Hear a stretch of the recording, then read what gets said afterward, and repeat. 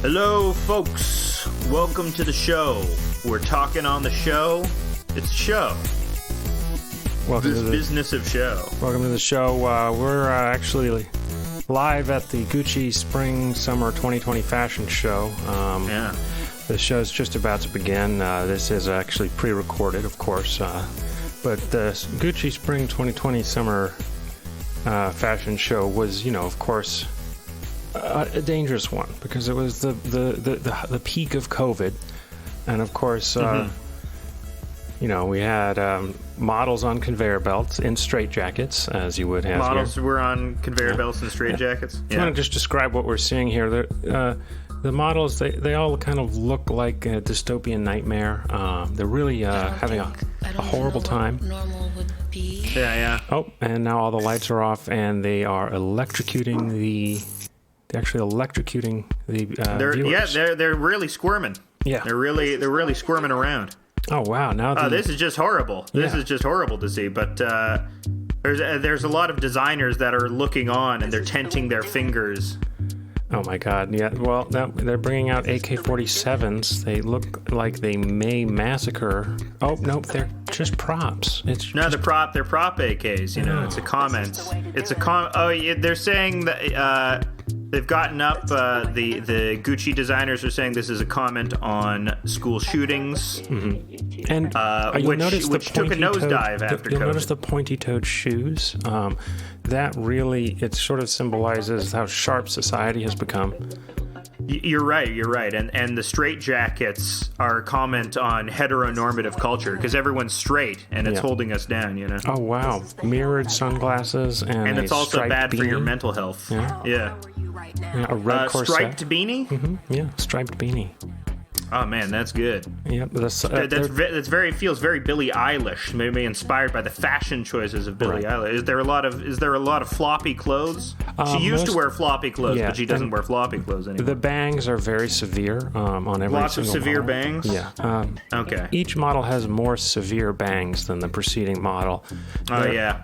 Yeah, they're actually. Look at it. So it's interesting because each model is actually on a moving conveyor belt, a moving sidewalk, as it's called in the airports. Which is a very unique way to do it because they're going by faster. It's like they want to speed up the entire process. Yeah. You can no longer do your turn on the catwalk. You get hurried along on the catwalk like so many rats on a chute. Exactly. Yeah. Oh, and it does look like one model has fallen into a gap in the conveyor belt, and her leg was mangled by the internal gears. It's being ground down. Her femur is grinding against the internal mechanism, and it's creating a rhythmic pattern that's quite mesmerizing and beautiful. Wow, it's actually, and now there's an interplay of LED lights and like the sprays of blood, the fountains of blood. And that means was all planned. It's time for the men to come out. That was actually the signal it's for the boys. Men. Now it's the boys' turn to strut their stuff. Right. Oh, and they are just completely naked. They're just nude. It's John Cage's 433, but for fashion, All right. Well, this has been House of Decline's coverage of the Gucci Spring Summer 2020 fashion show. We will take a break and check with our sponsors, but don't change that radio dial if you want to hear more. If you love fashion, if you love clothing, if you love stitches, if you love sewing needles, if you love buttons, if you love vinyl, that's us now. This is now the fashion program. It's House of Fashion Decline. Exactly. We are just like the House of Laurent, just like the House of Saint Laurent, just like the House of Chanel. She was a Nazi collaborator. Of course. Yeah. Hugo Boss, wonderful Nazi collaborator. Yep. Great clothing. Dr. Fauci. Great designs. I believe Dr. Fauci. Fauci, Nazi collaborator. Yeah. Mm-hmm. He was one of the Italian Nazi collaborators. His yes. Knights in Collaboratoria, they called it. Yes. What? Yeah, I was trying to make a Knights of Calabria joke, but it wasn't going well. You mean like the Muse album? American. Yes, precisely like the Muse Knights of album. Isn't it? Knights of Sidonia. Knights of Sidonia. Is that really what? I love the Muse guy. I love how he sings. He sings like he's always like having a very fake orgasm. You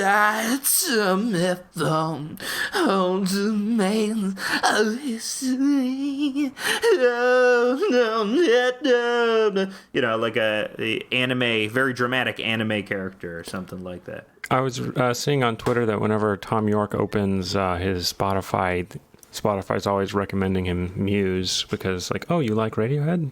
You might like Muse. I don't like Muse. The shit. I'm sad, and I just want to listen to drum and bass music.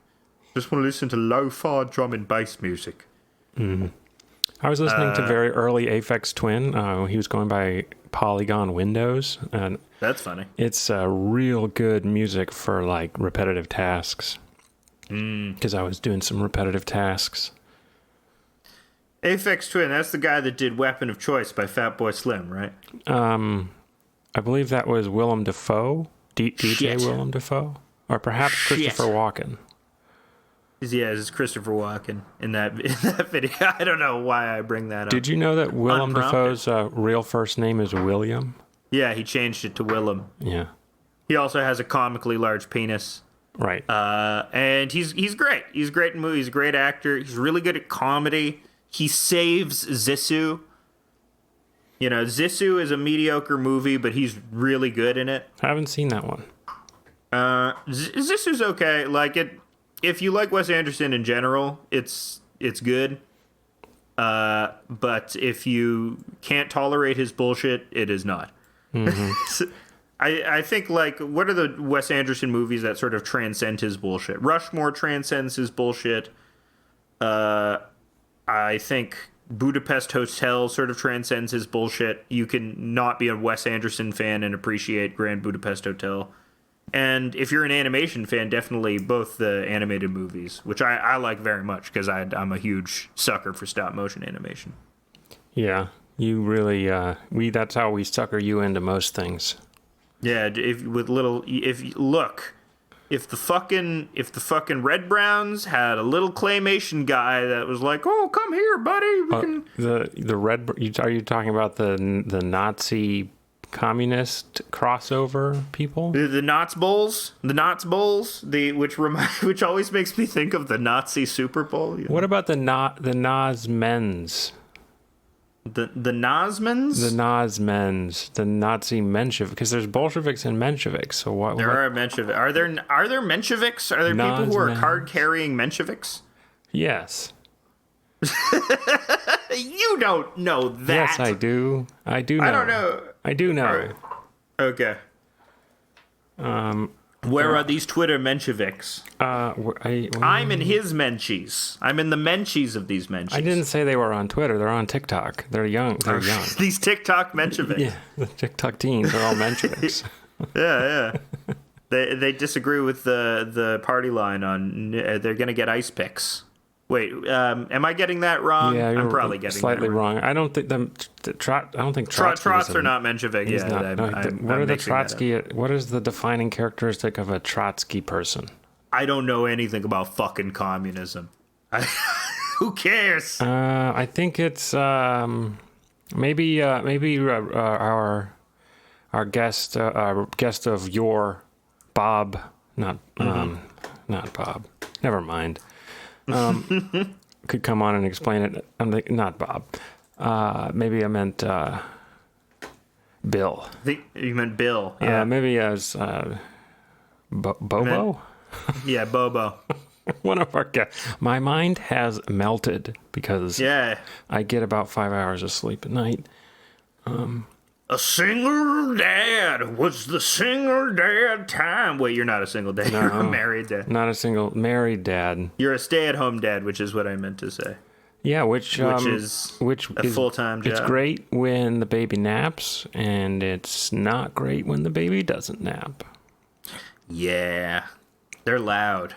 I don't know what I'm gonna do when the baby doesn't need to nap because it's too old for naps. Be like, go outside. You're gonna have to get a job. Yeah. Yeah, that's why I don't understand the concept of helicopter parenting. Once they're old enough to take care of themselves, you know, Why do you need to hover them all? Go out and explore, Have a bagel.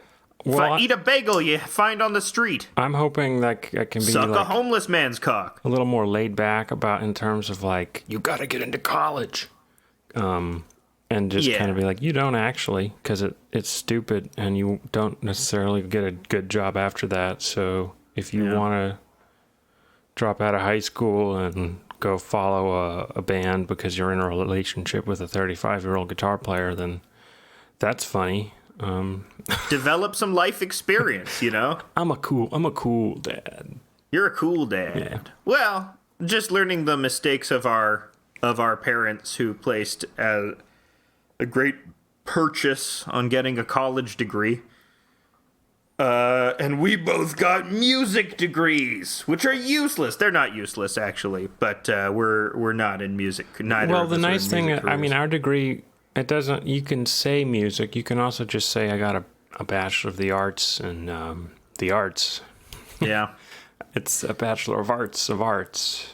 I'm an all-around knowledgeable guy about the arts. Mm-hmm. I can say many things. I've read excerpts of some books. Yeah, I can say the name Gayatri Spivak. I know how to pronounce guittari, guattari, Guattari. guattari, guattari. Yeah, taking some guattari shits. Yeah, I'm actually having good poops. Thank God. Yeah. That's good. That's one aspect. You got some solid waste. Mm-hmm. Yep. Yeah. How are your poops doing? I eat too much cheese, so. Is that for real? Do you for real have diarrhea from the cheese? Yeah, that's a thing. That's your and you go to the doctor and the doctor's like, you got to give up the cheese, and you're like, fuck you, doctor. No. I mean, it's the ultimate. It's the curse. It's the ultimate curse of the Europeans. The prank they play on everybody else on Earth by creating and having a diet that contains mostly of this thing that gives you epic diarrhea, but it being super delicious because it's just concentrated protein. Did you just say they give you a diet? They give the diet people. Fauci's out there. Prescribing this all milk diet. They're playing this joke on white people where they give you this diet that's just cheese, and then they expect you to not have diarrhea. They give you just cheese and Diet Coke. No, they're playing this joke on Jews. It's the joke on Jews. Because we have bad stomachs, but we love cheese. So you mostly are just eating poutine without the fries? Yeah, I do eat just cheese curds, actually, because they're delicious. They're squeaky. They're wonderful. Yeah, squeaky cheese curds. You never heard of that description of cheese curds? Like they squeak when you eat them? They squeak when you eat them. You can rub them against your... No, they do that. It's very satisfying. They have a very satisfying texture. That's horrible. Actually, I would eat poutine without the fries, just like gravy and cheese curds in a soup. Just eat it as a soup. I would not. Is it frowned on to just drink straight gravy as a meal? I think there's a Simpsons where he drinks gravy. Yeah. I'm pretty sure. I mean, it's gravy. Gravy's really up there in like my top 5 foods. Or I guess it can't be a food on its own. Okay, let's do top 5 foods. Okay, top 5 foods. Uh-huh. All right. So I've already said that. Is gravy number 5 or number 1? Gravy's probably it's probably in the middle. Okay, well then what's number 5? Let's go from the top down. Okay. Bottom up. Okay. Bottoms up, top down. Bottom up. Let's go one of each. So I'll say my number 5 and then you say you number 5. Yeah. 5, I gotta go with... is soda a food? Of course. Yeah. So I'll go with soda. Okay. My number 5, peanut M&Ms. All right. Number 4 is... wow, this is hard. I've never considered this question before. My favorite foods. What am I currently feeling? What do I eat constantly? I really like corn dogs. Okay. Number 4 is corn dogs. Okay, my number 4 is frozen grapes. All right. It's much healthier than mine. Number 3, Obvi, it's gravy. It's just straight gravy. Okay. My number 3 is going to be pizza. It's classic. Everybody likes pizza. People get tattoos of pizza, which is that was a very common thing in the hipster days of the 2010s. The Williamsburg people got a tattoo of a pizza slice. I think that was remember the Fat Jew? I can't remember all of them. But He was this annoying Instagram aggregator that stole a lot of people's bits, and that's why he got shit canned. I don't know. He might still be relevant. got fired by Instagram? He got fired by Instagram. He got he got canceled. He wasn't really canceled. Who knows? But yeah, pizza classic. Number 2, going to have to go with O. Henry's. O. Henry's I think I the have best chocolate bar. Yeah. And they got everything you need in there, and it looks like a turd, so it's funny. Okay, well, my number 2 is chili. I like chili. I like to make chili. I made a big batch of chili last night all day. I cooked it for a long-ass time. Took 6 hours. Chicken and black bean. It's going to be real tasty. 16 servings, froze them all, of course. Going to eat them this winter. What's your number 1 favorite food? Obviously, is cheese. I'll just eat like a wedge of Emmental, like a hand fruit. And Do you now? Do you eat the wax? Because you can. Sometimes I'll eat the wax if I'm feeling fuck it all. Yeah. But sometimes I'll make a little charcuterie cheese plate for myself, little crackers. Go to town on that sucker. Okay. Well, my number 1 is ice cream. That's also, I like ice cream, but ice cream gives me even worse bowel problems. I use ice cream cheese. like an antidepressant, which means I eat a gallon of it every day. That's how much. It's too much ice cream. That's how much. One SSRI pill equals 1 gallon of ice cream. It's so good. It's really good as it's sliding down your throat. It also different from SSRIs. Ice cream gives me erections. Oh, really? Yeah, I get ice cream boners. Well, that's you get good. an ice cream headache. You ever get an ice cream erection? I was talking about this the other day that all the women are on birth control, and then like everyone else is on SSRIs, and so like the libido of North America is probably at the lowest point in history. Yeah, our grandparents definitely fucked way harder than us. Yeah, and in way more interesting places.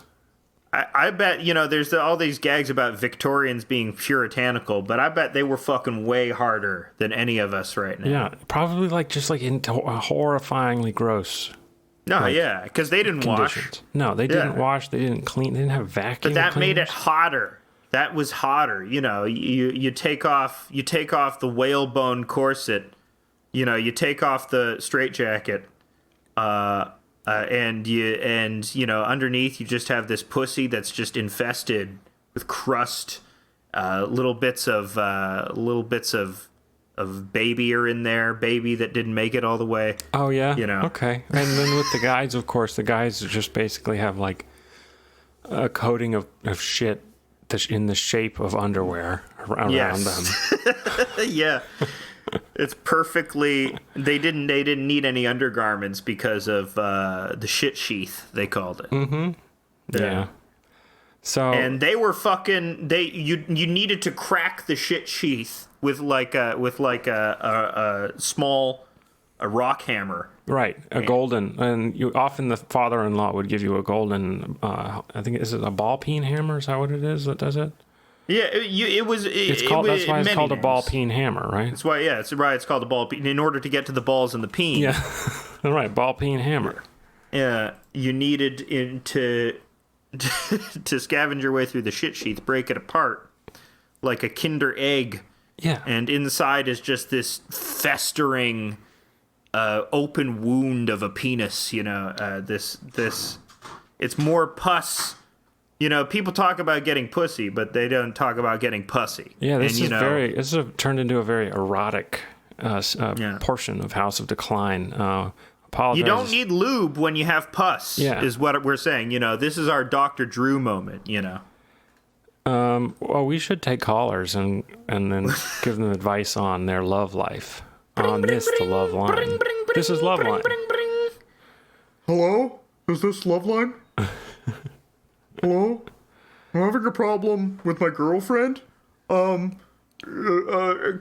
a total bitch. Do you have any advice? I can't I'm not going to do Adam Carolla because I can't do impressions, and also the stuff you would say to that would probably be really bad. The thing you gotta do there, if you wanna cure your woman of her bitchiness, you gotta smack her in the fucking face. No, he wouldn't say that. I don't know what he says. I've never listened to Love Line. Adam, I used to love Love Line. That was when I was like 13, and it's okay to love stupid stuff when you're 13. Oh yeah, of course. I thought Adam Carolla was very funny. He is kind of funny. He said funny things in the past. He was funny on that show. So yeah, he was misogynist, but he wasn't like violently misogynist. Like there was a violently misogynist shock jock called Tom Likas who's still active. He's still on satellite radio, I believe. Yeah, there's a lot of women hating going on. There's a lot of women hating. There was shock jocks. A threat posted by someone on the University of Michigan against University of Michigan saying he's going to shoot all women he saw at University of Michigan on Monday. So what you're going to want to do is you're going to want to shoot all women. You're going to want to go to the University of Michigan. This is the Love Line. This is Adam Carolla's advice. Love Line. But so apparently the FBI found the person who posted it and interviewed him and didn't arrest him. Oh, no. So everyone at the University of Michigan is like, well, I guess I'm hiding in my dorm room on Monday. They didn't, because why, as a prison abolitionist, I'm for this, let the chips fall where they may, It's when I'm eating Doritos on my chest, I say, let the chips fall where they may. Yeah, the FBI released a statement that was one line. It just said, "Que sera, sera." And that's FBI. That's the shooter. They solved the shooter thing, in Michigan especially, which just seems like it's a series of survivalist boogs who and half of them are just FBI guys trying to incite some sort of riot. There's this special place that the FBI occupies in Michigan. It found that the kidnapping of Whitmer there was some FBI involvement in that. Yeah, there was all FBI guys being like, should we kidnap the governor? And then the other guys being like, I just want to train so we can fight the final war when God comes back. And the FBI guys are like, yeah, but don't you want to kidnap the governor? And then they were like, well, I guess so. That sounds funny. Yeah. Jimmy Dore interviewed a boog on his show once, and that caused Jimmy Dore is a weird guy in general. He's part of he's part of the Crank Left faction, which is a very funny faction. He's an anti-vax guy, I suppose. What? But he's also Jimmy Dore. What? Well, he was one of the voices on the left promoting ivermectin, the horse paste drug, which and now he's retweeting Glenn Greenwald. All right. So. Yeah, he's part. Yeah, Crank Left. It's absolutely, and we were alluding Red Browns before, because there's been this funny new development in the Red Brown discourse, which I only recall because I remember just in a very much earlier episode of this podcast, just talking about just bullshitting with you about what I think we need, and I said, we need a type of socialism that's sort of patriotic, right? And you correctly identified that's Nazi. You're talking about National Socialism or something like that. But what's very funny is now Caleb Maupin and people like that and have taken that we're patriotic and we're socialists line. We love America and we're socialists, and they're sort of reproducing that. which is very annoying. Well, yeah, I don't know. I mean, the whole socialism thing is not really taking off. I would say. So I don't. They're going. That's sort of evidence that they're that they need new tactics. So if they want to try to be patriotic, they can. I don't know. Try to be patriotic without it turning into like a weird fascist thing. Yeah, but I think the idea is, I mean, we've talked about it before. We had a whole episode called The Post Left, but the move is, or at least the pitch is that we're losing this vast swath of America that's right-wing because they don't identify with pronoun circles and shit like that. We're alienating people. What's a pronoun circle? Pronoun circle is when you go around introducing your names, but you also say your pronouns as well. Who outside of like school getting into circles and introducing? Well, you hear it on some podcasts. They do pronoun circles on some podcasts I listen to. I haven't been in a circle in years. Some trans people like it. Some trans people don't. It's not but are for they me getting to into decide circles? whether they're good. Well, I think it's just a name, People like, so it's going around. But it would be funny if you just go around forever in the pronoun circle because time is a flat pronoun circle. Yeah, I don't think that's why but the idea majority is, of the American public is not on board with the far left. I think the majority of the American public still just associates the idea of socialism with freeloaders, right? That's the image that's ingrained in their head is somebody not working and then profiting off of their work, which is funny because as any bog standard gritty socialist will point out, oh, that's what the capitalists do. They don't do. Boss makes $1, you make $10. That's why you shit on company time, right? They're making money off your labor, not the neats. Leave the neats alone. I'm a neat. I'm currently a neat. It's good to be a neat. I'm a neat. Well, you have a job. You do as many feminists have argued over the years, David. You're performing a lot of labor now. Taking care of a baby, doing all the housework, doing all the cooking and cleaning, as at best like a part-time job. Sticking it to these mothers. Yeah, dad's parent, and we do it twice as good. We do it twice as. What are you moms complaining about? Yeah, well, that's why the government gives single dads a 33% more as a stipend than they do single moms.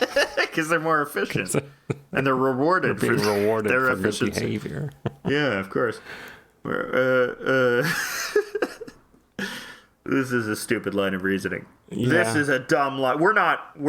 I mean, I don't know anybody that anybody under like the age of 30 that seriously identifies as a feminist. I feel like the term has sort of been. I'm sure there's tons of people out there. Like, I'm not so jaded to think that my narrow window of people that I know is that, but I don't think I've never heard people describe themselves. I haven't heard people describe themselves as a feminist in a while. Like even normies who you think would have. Well, yeah, but we also haven't been out there talking to people because of the pandemics. I mean, I'm talking to some folks. I don't know. I guess in my head, I feel like the term has been cheapened by Hillary Clinton and people like that, who's married to like a guy who's been very credibly accused of sexual assault many, many times. And amongst that sort of especially... So you're dealing in right-wing conspiracy theories again. Yeah, is that Bill Clinton? Yeah. Bill Clinton has not raped... All of those women are lying hooers. Well, they just want attention. You're talking about all those like really right-wing women who accused him. I mean, there was also Monica Lewinsky, who's all those Nazi women. All those Nazi women, Juanita Broderick. and Paula Jones. Was Paula Jones right wing? Oh, yeah. I know Juanita Broadwick is right wing. Oh, they're both very right wing. Those were considered hit jobs. I mean, what about Jennifer Flowers, though? I don't know about Jennifer Flowers. There's Jennifer Flowers, and there's also Miss Monica Lewinsky. Yes, but that was consensual. Yeah, but it's like power relation. Come on, Yes, that wasn't but consensual. that's not necessarily. That's something you should get fired for, but that's not something you would go to jail for. No, it's I don't want to. Like if you're, I don't know the situation. I don't know what it was like. I mean, for yes. all I know, it could have been something that he could have gone to jail for. It could have been like coercive in the extreme. And I don't think she's ever said that. So I mean, no, I don't think she's ever. But I don't know what she can and can't say. I don't know what NDA she signed. I don't know what is necessarily going on. Does I the have government no idea. have NDAs? No, but a wink NDA. Like I'm gonna come for you. If you say this, I'm gonna fuck you. I'm gonna fuck you so hard, I'm gonna fuck your family. I'll fuck them all. Bill Clinton threatens sex on his enemies. Yeah, he uses it as a weapon. Wow. Now that's just like a depraved psychopath. Yeah, just like a woman, he uses sex as a weapon. No. Women are taking a beating on the show today. No, they're not. No, they're not. I think women should do all the jobs, and men should stay at home. Yeah, they are girl bosses. Yes, do all the work, and we will do the cooking and the cleaning. I agree. They say we're becoming. I agree with this form of feminization. I want to stay home. I want to stay home and not work. Yeah, give me a baby to give me a baby to raise. I'm a human child. I'm a man child. I said a human child. I'm a human child. I am a human child. Well, so in the news today, I saw in the Wall Street Journal, the unemployment rate went down. Whoa. Which is actually a bad sign. Why is that? That means because while the unemployment went down, the total number of jobs were also in like a 6 million job hole. Mm-hmm. And so when we're in a huge job hole and the unemployment rate goes down, it means lots of people have given up looking for work because the unemployment rate measures how many people are actively looking for work. So for the unemployment rate to go down when we're in a 6 million job hole means the available workers have decreased. Mm-hmm. Which signals the economic recovery might stagnate, which we're probably going to have some stagnation, some stagflation maybe in the next couple of years. Whoa. Why is that? Stagflation is like when the economy stagnates and inflation goes up, which is like not normally what happens. When but it's the fear of every libertarian guy is stagflation. It happened once before in the 70s, and that's why Carter was not reelected. Yeah. So if it happens in the next 2 years, Biden is in danger. Well, yeah, I mean, you say Trump, but there's a lot of rumblings that... I mean, I said Trump because, like, Trump's coming back. He's coming back, baby! And it's going to be bigger than ever! And apparently, all the Republicans have been, like, taking over the local election commissions so they can really rig it this time. Yeah, it's, you see a lot of reports on, who was it? Was it Osita Nwevu or something? Or it might have been Dave Weigel, talking about how, if you want to know how a grassroots political movement forms, you should look at all of these insane vote was rigged people. Because they're actually going out and they're doing the job of getting these thankless, horrible positions like election monitor and taking over a bunch of very important administrative positions where they could potentially do election fraud unsupervised if they wanted to. Yeah, it's going to be a fun time. I'm hoping Biden like deploys the Navy SEALs and has them, do illegal ops to secure the integrity of our election, Mm-hmm. And then we can get like a little civil war going on between like the Navy SEALs and the Green Berets or whoever's The factions of the army will split apart, and I want some cool shit like that to happen. that's not a bad idea of how to like root communism, because a leftist movement can't take hold on its own without any sort of horrible violence, right? You know, I mean, what I've been convinced by the Marxist-Leninists on, and where I differ from the anarchists, is that I don't think you get any sort of socialist state without some sort of horrible bloodletting beforehand. But you can also just get France. Yes, that is true. You can end up with France also after horrible bloodletting. Yeah, but there has been no successful communist state, and in successful I'm including countries like Cuba and Burkina Faso, and the Soviet Union and China. Why not? They're successful by all means. All of them came to be by a horrible event that required a violent overthrow of the previous order. And what people don't talk about when they say they've given up on electoralism is, well, what's the alternative? Either sit here and rot, or do the violent thing. And I don't know if I don't know how soon we are to that point, but it seems inevitable. Like you're predicting stagflation. Yeah, I don't think stagflation leads to civil unrest. I mean, a widespread election fraud might lead to some kind of civil unrest, but we might just have. I mean, we had civil unrest last election. We might just have it every election now, just like riots and. Yeah, but it's this thing which seems utterly removed, maybe because we're all more separate than we've ever been, but or the fact that social media has this factor where everything gets put through this filter, and so it seems less real. Even if it is happening, it doesn't result in any mass action, because the action that people do take seems like it's not actually happening. It seems like it's a movie. It seems like it's a video.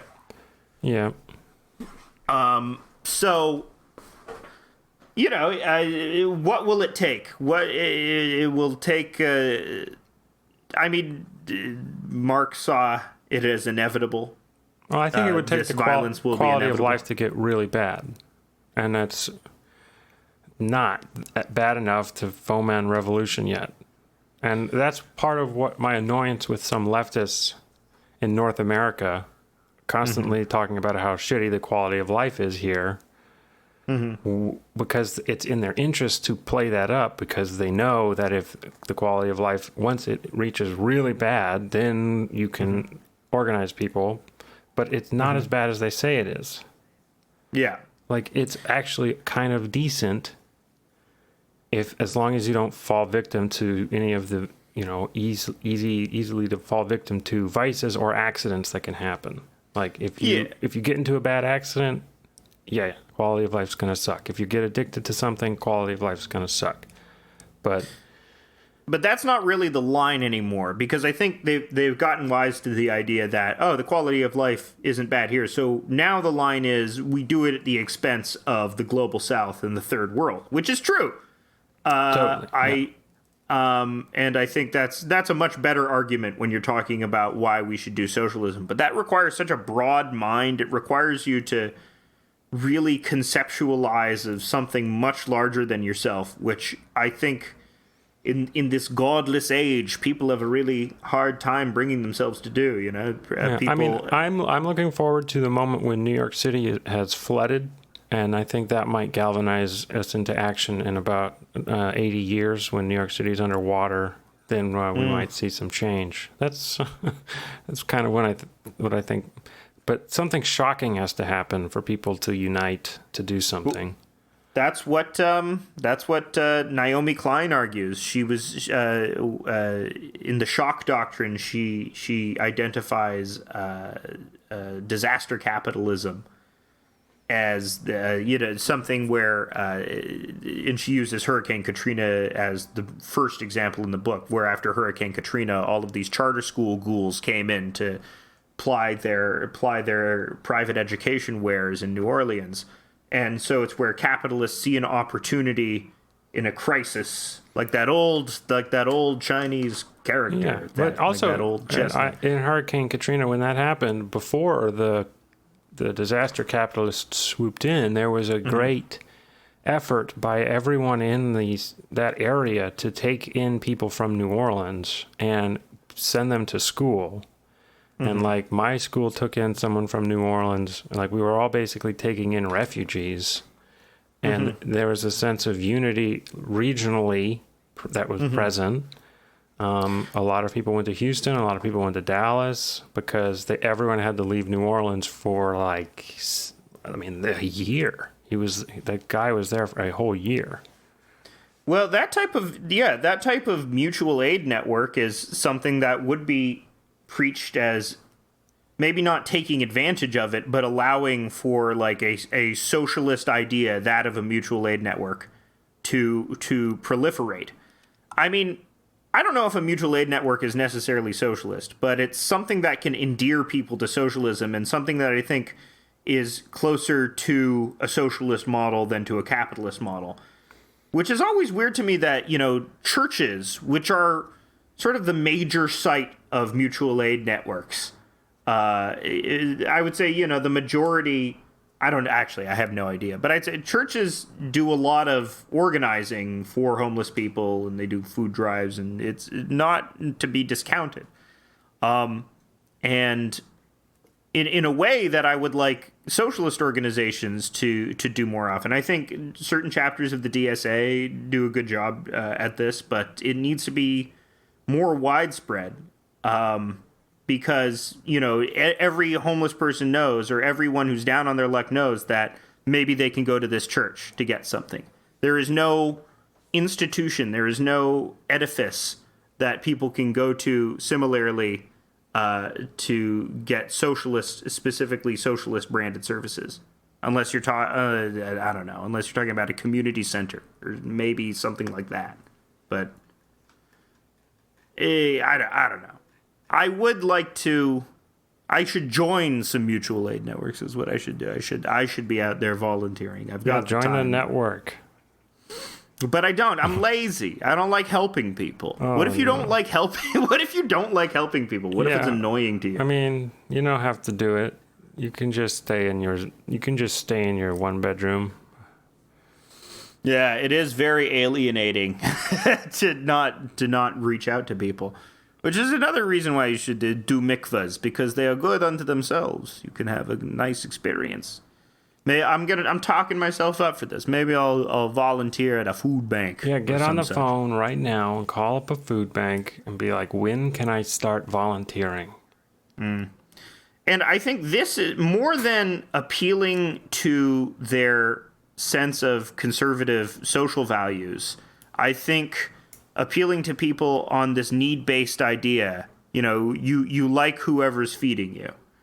I think that's a far more, and something that the anarchists get right is that's a much better model for turning people over, is to just create some sort of decentralized network that allows people to channel resources to those in need. And that's an admirable part of anarchist philosophy and theory. So I guess the reason why I'm talking about this is because I'm also this recent obsession has this talk of red browning and instilling conservative values in socialism in order to get the unwashed masses back on our side. Yeah. There's a certain person who I have this preoccupying obsession with. Red brown's the color of my toilet paper. Is that amber? Are you doing 311's amber? Yeah, but red brown is the color of my toilet paper. Red brown is the color of my toilet paper. Yes, they're a funny band.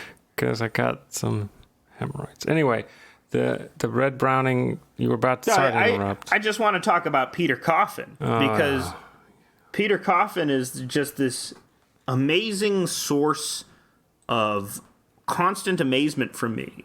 So I'm I very rarely do that thing where you have a hatred of a certain person and you start, commenting on how cringe their shit is. I usually think that's negative energy that I don't want. I try not to do it. And I try not to hate on people unless they're public figures and, have some measure of power. But this Peter Coffin person is very strange.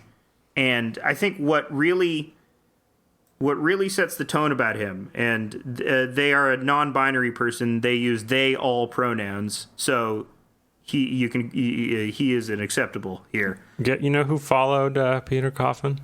Who followed Peter Coffin? Norm Macdonald. Sure, Peter Coffin has a lot of big followers, which is also, but I think that also speaks to his constant time being like like 20 years basically in media, plying his trade. Most famously, first appearing or gaining attention on an episode of Steve Harvey's Big Time, where he kicks himself in the nuts. Wow. And have you ever seen that clip? I'm pulling the clip up. You're pulling the clip up of Peter Coffin kicking himself in the nuts on Steve Harvey's Big Time. Yeah, let's see what we got here. Right here on this stage, please welcome the groin kicker himself, Peter Coffin. Yeah. And so young here, but just from this clip, it sets the tone for his entire career, which is, I will do anything to get attention. Did you notice how Peter was walking out? Oh, what an idiot. This is the look of a guy that's fitting to kick himself in the nuts. Nice. That's exactly what it is, Steve. I'm telling you, man. Let me get on this side, because I mean, when you first discovered it, where were you? I was in art class in high school a couple of years ago. Me and my friends were talking about kicking yourself in the head, and somehow it changed. You tried to kick yourself in the head and your foot didn't go up that high? No, basically it just turned into a conversation about kicking yourself in the nuts. And everybody's like sitting there like, oh, let's all try it. So we all got up, and I was the only one that... For me. Wow. Okay. Honestly, I find this charming. Like, way more charming than his later work. Oh, he kicked himself. Really does it, too. He commits to it, which is, I like Jackass. That's not beyond a Jackass stunt. Stay here for a second. Looked very painful. Wow, they're all laughing at him. That's great. But yeah, that sets the tone for his career in general, where I will do anything. I will seriously injure myself.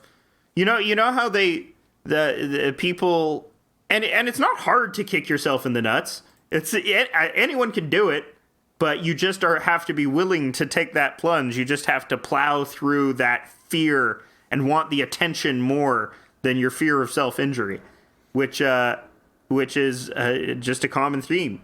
And he was very good at it for a while, but seems to have this instinct towards self-sabotage or something like that.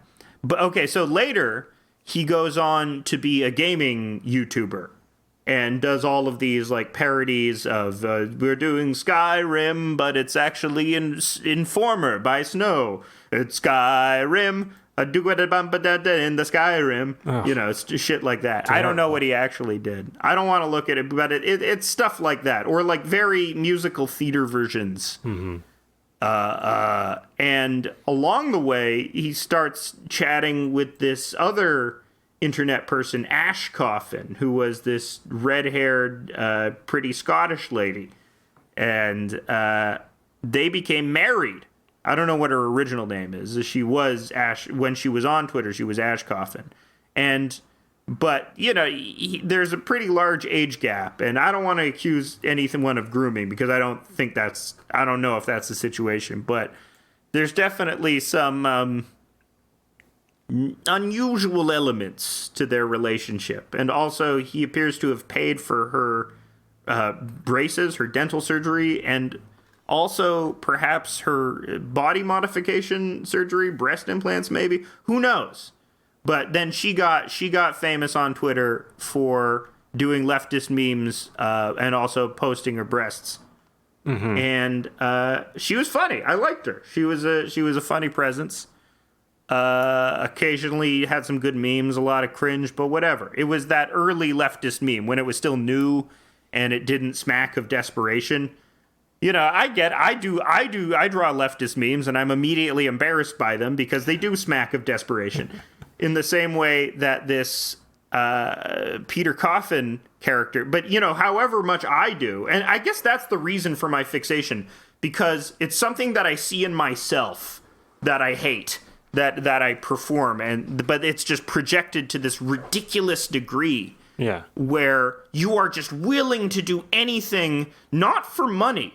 Money is less important than attention. That's what you really want. You want people hanging on your words, or you want people watching you do something. You want the eyeballs on you more than anything else in the world. And so after the gaming video thing, and he starts courting this lady, and they get married and have some kids,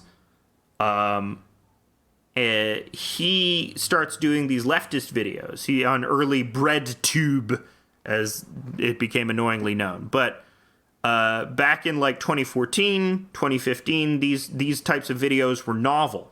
Yeah. And I was too drunk for that. yeah. 2014, 2015. Oh, I got some good drinking done.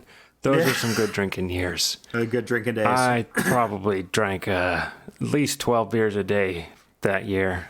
It's a lot of beers. Bottle of whiskey.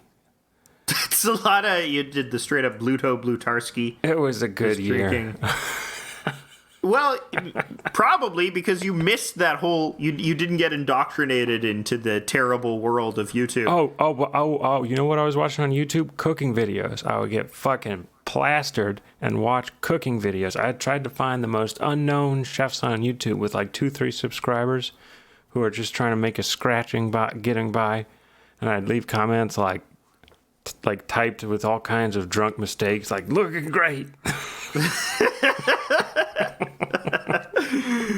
Man, like I'm glad you're no longer an alcoholic, but drunk you ruled sometimes. Sometimes he ruled. Well, sometimes he also drove a lot.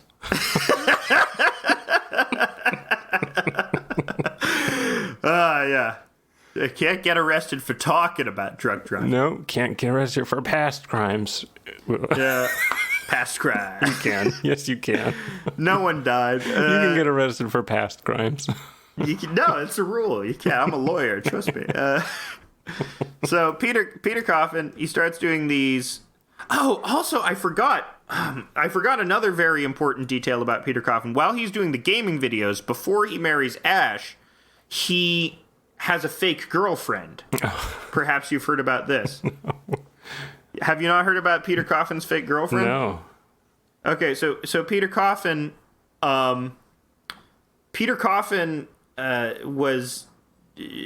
on social media, and he shows some posts about his girlfriend, who's this Asian girlfriend who makes like edgy Asian jokes, you know, like jokes stolen from South Park, like Japanese people don't have souls, you know, stuff like that.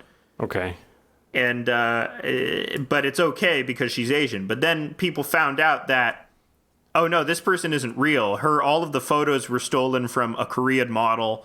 This is not a real person. And so they accused Peter Coffin of this is a sock puppet account. Peter Coffin maintains, no, I was being catfished.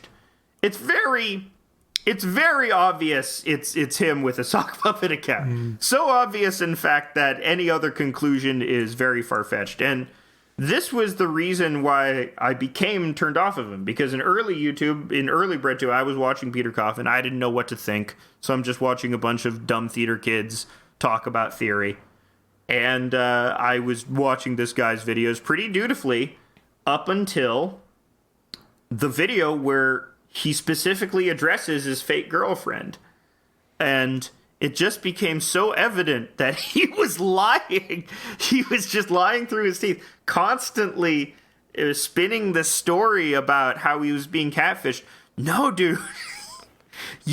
No. It's pretty funny to have a fake girlfriend. How old was he at this? Was he like in his 20s, mid 20s? I think he was in his late 20s. Late 20s. Yeah. That's funny. He's been around forever. He's 40. You know, he's an old guy. And so then he gets a divorce from his. He gets a divorce from his first wife. They had some relationship troubles. And then eventually got together with a fan, and now they post videos together. And the direction they've gone is post-left, right. They would balk at that term. They don't identify as post-left, but it's very evident it's the same brand of sort of Greenwald, Amy Therese, Benedict Cryptofash. I don't know. Who are the other post-left heroes? I don't know. Yeah. But yeah, a weird group. I guess even Red Scare can be folded into that. Yeah, sometimes them. Yeah, but yeah, this appeal to conservative values from the left crowd. You know, we're losing the big meaty middle by constantly cowing to the more extreme elements of leftist philosophy. Which, you know, has I guess now the biggest propagator of that is Glenn Greenwald. He's become that guy. Yeah. Sort of. I don't know what he even wants, though. Like, I think he wants the same thing as Peter Coffin, which is eyeballs. You know, it's well, that's attention. not what I meant. I mean, like, what is his political ideal? His political idea, he's pretty consistent. He's a free speech absolutist, and I think... Okay, but you can't have free speech in communism. Well, he's not a communist, though. Okay. That's the thing about Glenn. Peter Coffin claims to be, and a lot of the post-left people do claim to be... Yeah, they're hardcore Leninists, yeah. Yeah, so you can't have free speech. There's no fucking way. Wait, why can't you? Well, I mean... Because you have people go around talking about doing capitalist shit. You can't have that. You'll have someone be like, hey, why don't we amass a bunch of capital and pay workers to do that and take the profits? And then you can't have that.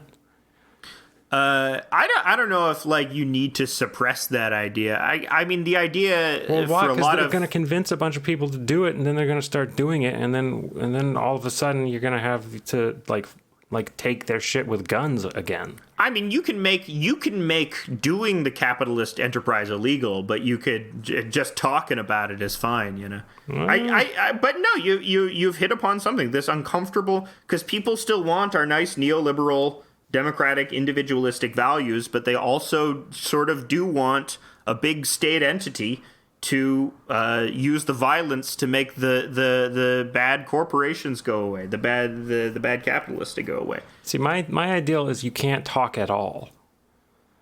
You can't know what you can. If you got to get permission to say anything from the government, if you want to say thank you, heavy-handed Ray Bradbury future. If you want to say thank you to the grocery store clerk, you got to fill out a form and be like, "Please, government, can I thank the grocery store clerk?" And the government is like, "No, you did that last month." Very restricted speech. You have to wait 6 months. Yeah. We just nod. We just smile and nod. I once saw a terrible play that was about that. The plot of the play, I think it was. I mean, it stars two people. It starred two people I knew from high school, and they're very nice people. I did not care for the play. It's called Lemons, Lemons, Lemons, Lemons. Wow, lemon party. Yeah. So it was a real lemon party. But the premise is that the government is mandating speech to just 200 words a day, or like 300 characters a day. Awesome. So like a tweet. They explore. Yeah, that was the conceit. That was the very annoying conceit. And so they start shortening words from love you to love-oo is the thing they start doing. All right. I mean, you can fit, like, there's a really cool nerdy Twitter account that's just like, it's called Command Line Magic, and the commands, like, you can fit into however many characters can do a whole, you can write a whole program. Like, you can write, there's video games that are written with less than 240 characters by some very special geniuses who really know what they're doing. Yeah, that would be a cool idea. They should have hired like a linguistics guy to help them flesh out the new language people develop. I like that. Well, they didn't do that. It was just they didn't go through the trouble. Okay. They didn't hire the guy that wrote Dothraki script. They didn't hire the guy from what was that? What was the Alien movie where the main character is a linguist? Remember that one? Arrival? Yeah. Arrival with the heptapods? Yeah. Arrival rules. I love Arrival. Yeah, it's good. Yeah. Denis Villeneuve in general, there's been a lot of smack talk against Denis Villeneuve. I like a lot of his movies. I like Sicario ages bad, but Enemy fucking rules. Arrival rules. I guess those are the only ones I like. Blade Runner I've never seen 2049. Prisoner. Oh yeah, I like Blade Runner 2049. A lot of people talk shit about it. I think it's a beautiful looking movie. I think it's just on looks alone. I like it. For me, not even on looks alone, just on that he didn't do the same plot as Blade Runner in the Blade Runner sequel, like every other idiot out there would have done. You know, if J.J. Abrams did Blade Runner 2049, he would have probably tried to get Harrison Ford to be like, what if we do the same movie and you play the same guy and you say the same shit and the same stuff happens? I actually think Blade Runner 2049 succeeds in a lot more ways because it's all about the you have a character that's an android, right? And they know they want something, but they don't really know what it is. And that's the conceit behind the K character in Ryan Gosling's character. And I think Ryan Gosling is perfect casting because he is that. It's the same reason he's cast in Drive, because he is that perfect vacant look. He is that perfect sad vacant look where it's this longing, but it comes from this place of spiritual nothingness. What would, the old sickness unto death. Or maybe what Lacan would define as lack. And the spiritual nothingness that he has in common with Peter Coffin, to round it out. Yeah.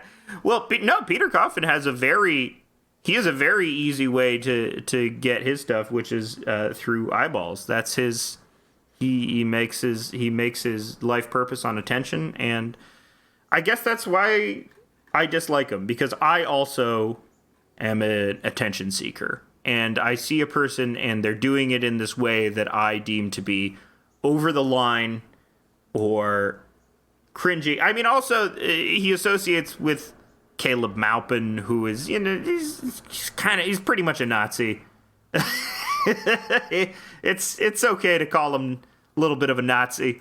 So he carries that line. So I think that we can draw the line there. I think that's a good place to draw the line, is when your shit posting becomes too performative. But I guess it's also the belief that, or the idea that this person sincerely holds these beliefs. When you challenge him on it, he doubles down and says, "No, I sincerely hold these beliefs. This is what I really think." When it's very obvious that you don't believe in anything. You're just doing whatever. You're just filling a space. You're just conforming to this empty area like a gas. All right. Well, the problem is that it used to be, to have this kind of a reach, you'd have to go through the funnels of like our sort of aristocratic system of education, where like to have to be able to reach 30,000 people in the past, you'd had to have been born into like a rich WASP family. And now, because of the internet, all of these idiots can get this kind of a reach. And I've noticed there's like this tendency to be like, well, we gotta means test the internet. We gotta make it so they can't, like, only the proper people can get this kind of a reach. But my opinion is the sort of Landian AI superstructure that will call the unworthy. That's sort of where my mind immediately goes. Like, let's not bring back like everyone. You have to go to Harvard to have a Twitter account. Why don't we just like have an AI examine you and what you say, and then decide if you're going to live in a dungeon or live out in the real world. And you are the one who programs this AI. I will program the AI. It will be in JavaScript. The easiest programming language known to man. Is it? No, you're joking. No, you're joking because it's not. No, I know it is. It's basically the easiest one. Yeah. Okay, I thought Python was the easiest one. Python is like a little bit more complicated because it's like Python's really more focused towards data analysis, and so slightly less people use it. So by just the fact that JavaScript is so popular, it means there's so many resources, which makes it easy to learn. But we have reached the end of the show. It's been a couple of weeks since I was here, but I'll be back next week, I believe, unless my life falls apart. And remember the top 5 foods. Email us your top 5 foods at houseofdecline@gmail.com. We'll read them. Top 5. Yeah, we'll read your top 5 foods. And tell your friends to listen to House of Decline.